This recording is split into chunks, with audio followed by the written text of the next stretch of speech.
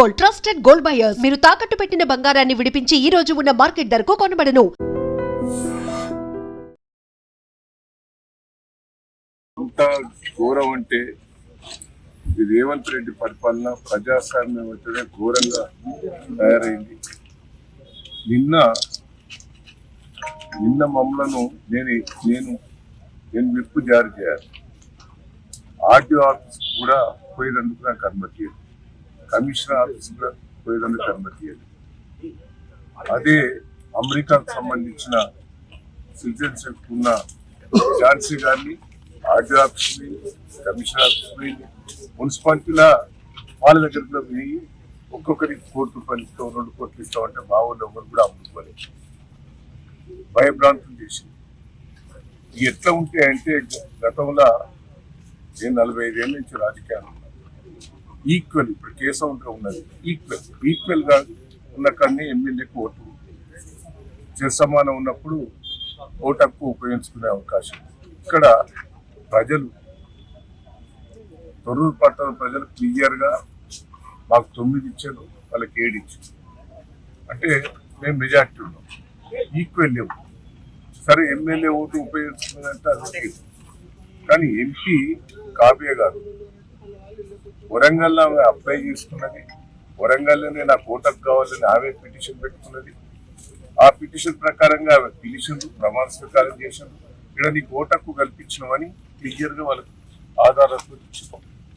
3 రోజుల బట్టి మేము ప్రయత్నం చేస్తున్నాం. ఆర్డీఓ గారి దగ్గర, కలెక్టర్ దగ్గర, మున్సిపల్ కమిషనర్ దగ్గర. ఏమో ఓటకు ఇక్కడ ఉపయోగించుకున్నదట, దాన్ని ఆధారం ఇవ్వండి అని మా కోర్టు వాళ్ళు అడుగుతున్నారు. 3 రోజుల బట్టి ఆధారాలు కూడా ఇస్తారు. ఇలా ఓటేసి అది ప్రజాస్వామ్యం వేసినాక ఒక్కసారి ఆలోచిస్తారు. జనగంలో ఇద్దరు సమానంగా ఉంటే మా వాళ్ళని గురించి కాంగ్రెస్ పార్టీ సమానం వస్తే ఆడ టాస్ల వాళ్ళకే వచ్చింది. తొర్రూరులో టాస్ల చైర్మన్ వైస్ చైర్మన్ వాళ్ళకే వచ్చింది. అంటే దీంట్లో కూడా మోసం. ఈ టాస్ పెట్టే కాడ కూడా వాళ్ళ అభ్యర్థులనే పేర్లు రాసుకొని వాళ్ళే మొత్తం పెట్టినట్టే మాకు అయిపోతారు. మళ్ళీ చూపెట్టు అంటే మా వాళ్ళు అడిగితే కూడా చూపెట్టే పరిస్థితి లేదు.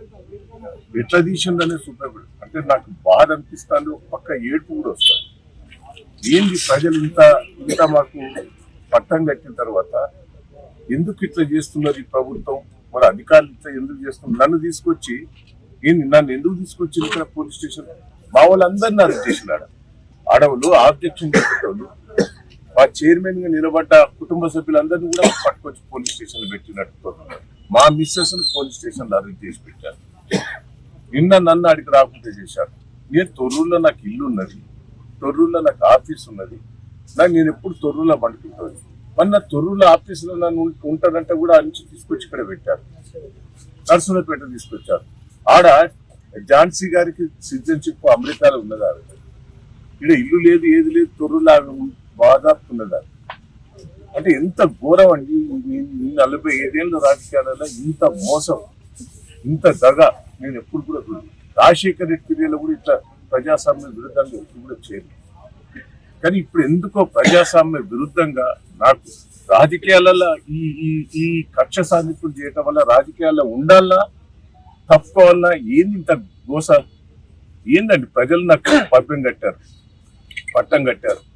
సర్పంచ్ ఎన్నికలలో మెజార్టీ సీట్లు ఇచ్చారు. నేను 46,000 ఓడిపోతే నాకు 2,000 లీడ్ ఇచ్చిండు సర్పంచ్ ఎన్నికలు. పెద్ద పెద్ద గ్రామ పంచాయతీలని నన్నే గెలిపించారు.